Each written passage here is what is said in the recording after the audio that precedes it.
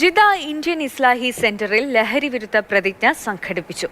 നാട്ടിൽ വ്യാപകമായി ലഹരി വിപത്തിനെതിരെ പല സംഘടനകളും പ്രതികരിക്കുന്നുണ്ടെങ്കിലും അതുണ്ടാക്കുന്ന ആത്യന്തിക വിപത്തായ പരലോക നഷ്ടത്തെക്കുറിച്ചാണ് ഇസ്ലാഹി പ്രസ്ഥാനത്തിന് ഒന്നാമതായി പറയാനുള്ളതെന്ന് സംഗമം ഉദ്ഘാടനം ചെയ്ത KNM സംസ്ഥാന ട്രഷററും കേരള ഹജ്ജ് കമ്മിറ്റി മെമ്പറുമായ നൂർ മുഹമ്മദ് നൂർ ഷാ പറഞ്ഞു.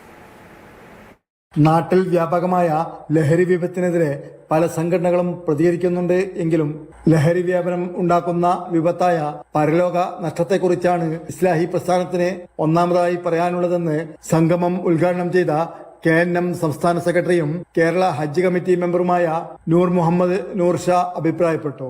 ആദർശ സംഗമവും ഇഫ്താർ വിരുന്നുമായി സംഘടിപ്പിച്ച ചടങ്ങിലായിരുന്നു ലഹരി വിരുദ്ധ പ്രതിജ്ഞ സംഘടിപ്പിച്ചത്. മുൻ കുൻഫുദ ജാലിയാത്ത് മേധാവി ഷെയ്ഖ് ഹസൻ അലി ഹർബി മുഖ്യാതിഥിയായിരുന്നു. ഇസ്ലാമിക ചരിത്രത്തിലെ പല സംഭവ വികാസങ്ങളും ഉണ്ടായത് റമദാനിലായിരുന്നുവെന്ന് മുഖ്യപ്രഭാഷണം നിർവഹിച്ച KNM മുൻ സംസ്ഥാന സെക്രട്ടറി M അബ്ദുറഹ്മാൻ സലഫി പറഞ്ഞു. KNM സംസ്ഥാന കമ്മിറ്റിയുടെ നിർദ്ദേശപ്രകാരം കേരളത്തിൽ പെരുന്നാൾ നമസ്കാരത്തിന് ശേഷം നിർവഹിക്കാൻ പോകുന്ന ലഹരി വിരുദ്ധ പ്രതിജ്ഞയുടെ രൂപത്തിലായിരുന്നു ലഹരി വിരുദ്ധ പ്രതിജ്ഞ നടന്നത്. അബ്ബാസ് ചമ്പൻ അധ്യക്ഷനായിരുന്നു. നൂറിഷ വള്ളിക്കുന്ന് സ്വാഗതവും ഷിഹാബ് സലഫി നന്ദിയും പറഞ്ഞു. Mathrubhumi news, Jeddah.